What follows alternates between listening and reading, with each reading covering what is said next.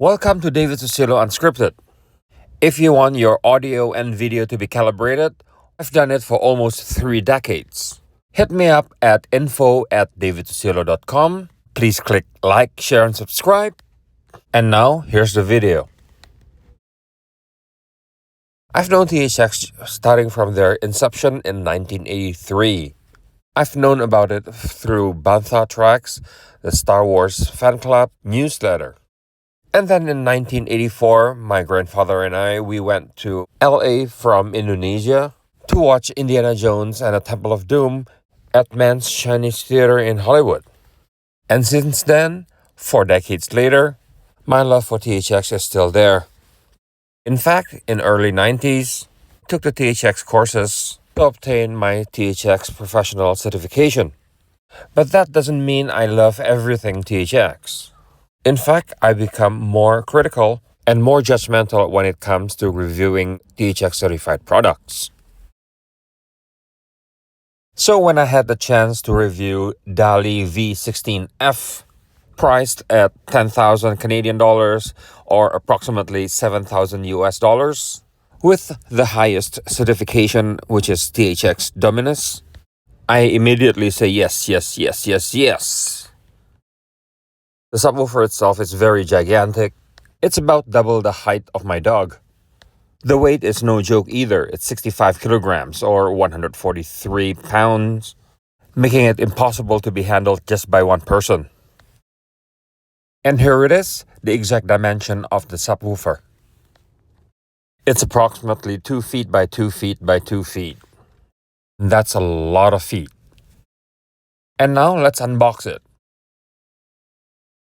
I mentioned earlier, it requires 2 people to bring this subwoofer anywhere. It's too heavy, but I understand why they need it. It's required to dampen the internal vibration so it doesn't smear the sound from the subwoofer. That is very important in anything actually. Any speakers requires the least amount of vibration within its enclosure. Opening the box, you can see these 4 foams. So you can decide for yourself whether you want a ported subwoofer or a sealed enclosure. Of course, there is my friend instructions manual. This time around, however, it is imperative for you to peruse the instructions manual. It is rather complex and detailed, and it is something that I welcome tremendously. It's not like you have to use all the options there. You can choose the most basic option, such as using the preset EQ for movie or music and so on and so forth, including port on or port off, or go down the rabbit hole like I did. Just look at that, a long list of parameters that you can choose from. The one thing that I highly recommend is to close the ports, then go to the menu, go to base ports, and choose close. And here it is, ladies and gentlemen. The subwoofer itself. It's massive. And as I mentioned earlier, it's also massively heavy. I mean, even flipping the subwoofer itself requires 2 people. And here it is, the moment you've been waiting for. The subwoofer. Ta-da!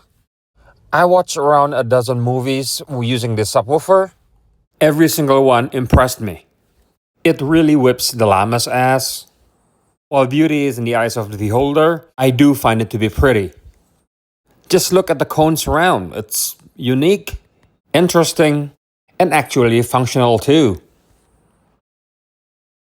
Here's the back panel. There's a 12-volt trigger, USB port for firmware updates if it's ever available. There are 2 slots for single-ended connection, which is RCA, and also another pair for XLR.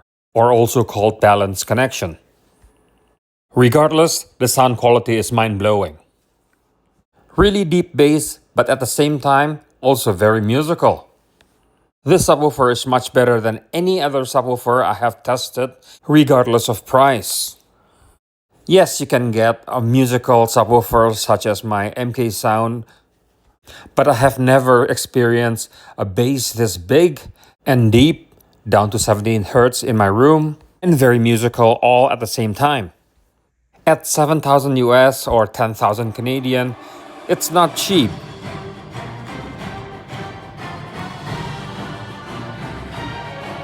And dare I say it, worth every penny. Pricey, perhaps, but I'm giving it the utter highest recommendation. Now, if only I can sell my soul to buy this sub. So what do you think about this subwoofer?